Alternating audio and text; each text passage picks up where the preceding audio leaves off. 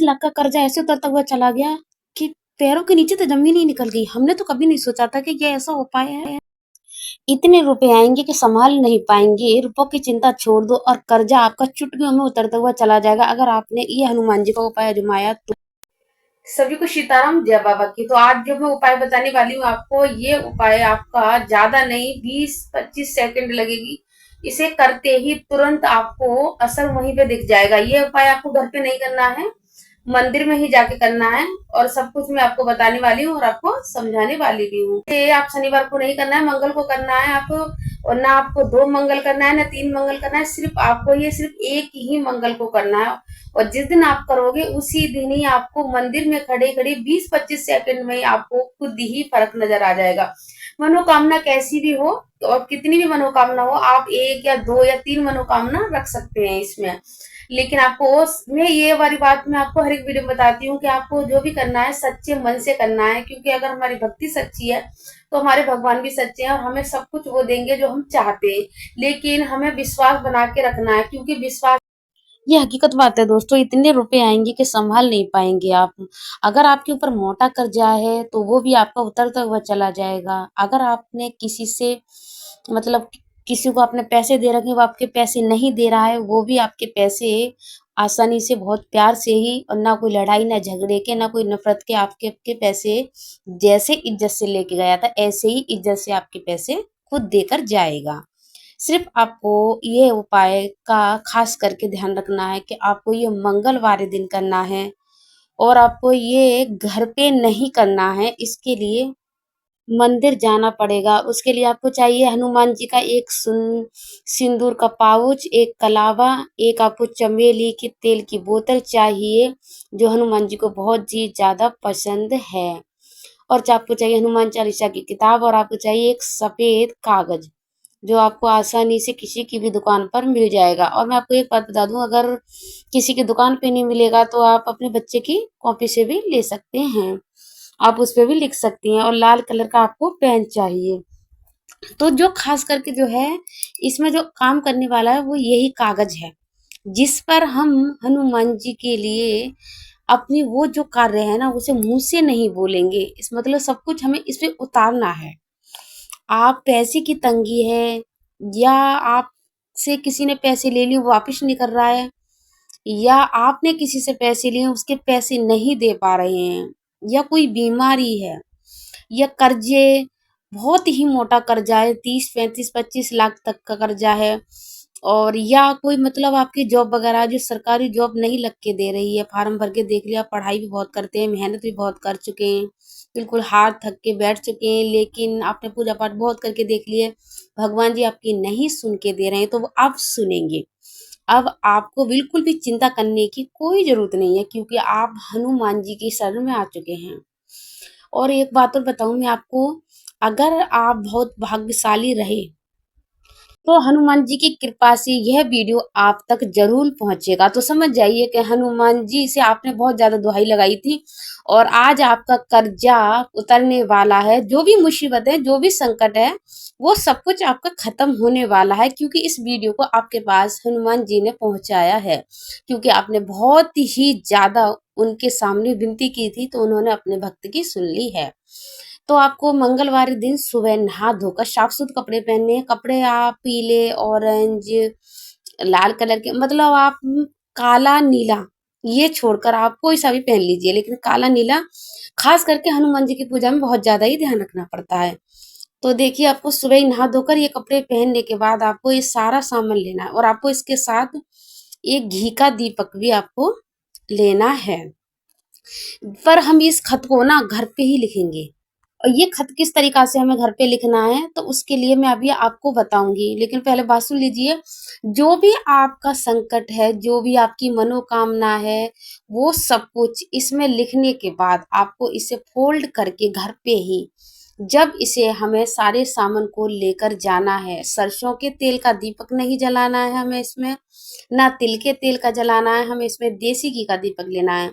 और इस पन्ने पे ना आपको दोनों तरफ सातिये बनाने हैं। साथ ही इसलिए बनाए जाते हैं, गणपति जी के माने जाते हैं और हनुमान जी के बड़े भाई हैं गतिवन, उनके माने जाते हैं। कहते हैं कि गणपति जी के बगैर कोई पूजा स्वीकार नहीं होती है और हनुमान जी राम जी और अपने बड़े भाई के सिवा आगे चलते नहीं है, तो इसलिए उनका साथिया रखना बहुत जरूरी है। तो आपको ऊपर भी 2 साथी बनाने हैं, नीचे भी। और आपको इस बात का खास करके ध्यान रखना है कि जो भी आप अपनी मनोकामना इसमें लिखेंगे उसके साथ आपको राम नाम जरूर ही लिखना है। अगर राम नाम लिखना भूल गए तो समझना कि आपका कार्य भी हनुमान जी भूल जाएंगे, क्योंकि जिनकी जुबान पर हर समय 24 घंटा एक ही नाम रहता है, सीताराम सीताराम। तो आपको भी इस पर राम नाम जरूर तानना है। अब उसके बाद हमें क्या करना है, नारियल लेना है और हमें ये वाला कलावा लेना है। इस कलावे को नारियल के ऊपर लपेटना है। इसके ऊपर आपको 11 रुपए रखने हैं। 21 रुपए भी रख सकते हैं, 11 रुपए भी रख सकते हैं, आपकी मर्जी, आपकी श्रद्धा के ऊपर है।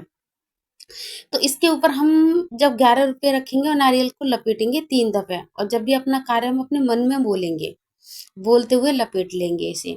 और जो पैकेट और जो चमेली की तेल की शीशी है, इसे हम मंदिर में, पंडित जी अगर होंगे तो पंडित जी से कह देना, और नहीं तो आप मंदिर में हनुमान जी के चरणों में चढ़ा देना, कह देना मेरी तरफ से आपको राम जी की लंबी उम्र हो, इस तरीका से।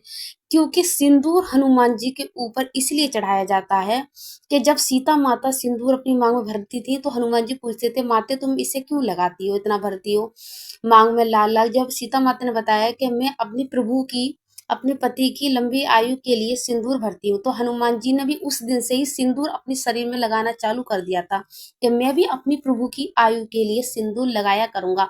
जब उन्होंने कहा था कि जो भी व्यक्ति मेरे ऊपर सिंदूर लगाएगा मैं उसके सभी तरह के संकटों को हर लूंगा, तो जब से उनके ऊपर सिंदूर लगाया जाता है तो लेडीज सिंदूर उनके ऊपर नहीं चढ़ाती हैं।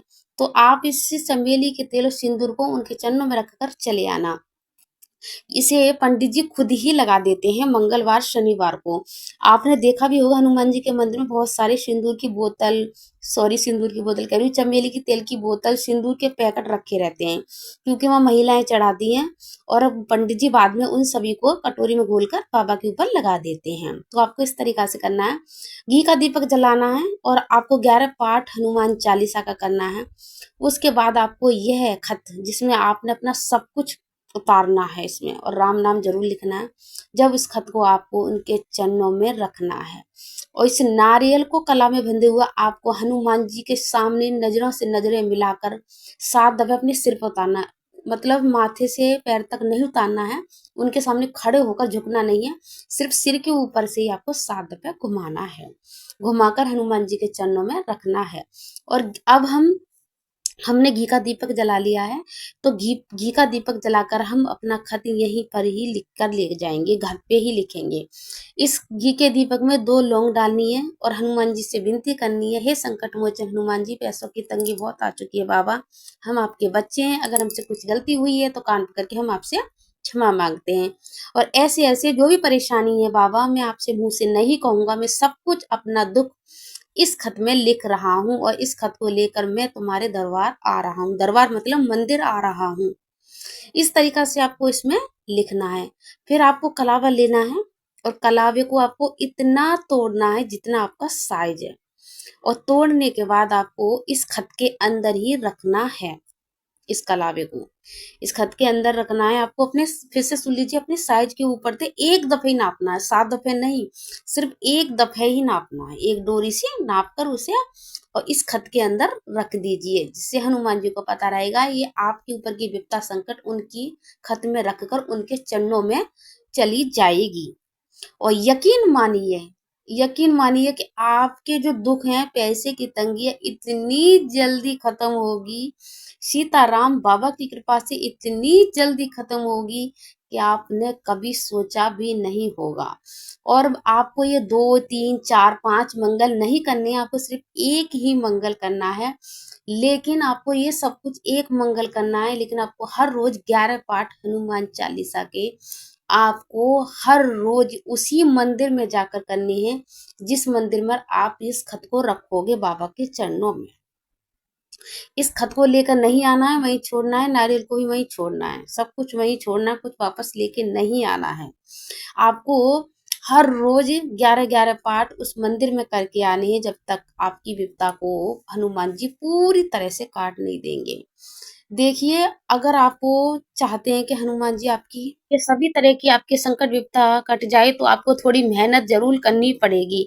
अपने काम के साथ भी मेहनत करनी पड़ेगी और मंदिर जाने की भी मेहनत करनी पड़ेगी। ये नहीं सोचना है कि घर पे ही बैठ के एक दफ़े हमने ये काम कर दिया है और हमारा 30-35 लाख का कर्जा माफ़ हो जाएगा, सब कुछ हो जाएगा। मेहनत भी करनी है और हर रोज़ आपको हनुमान जी के लिए टाइम भी निकालना है, जिससे उन्हें भी रहेगा कि ये भक्त मेरा अभी बहुत दुखी है और हर रोज़ इसी विश्वास से मेरे पास हर रोज़ 11 पाठ हनुमान चालीसा के करने के लिए आता है। तो इस बात का आपको ख़ास कर ध्यान रखना है।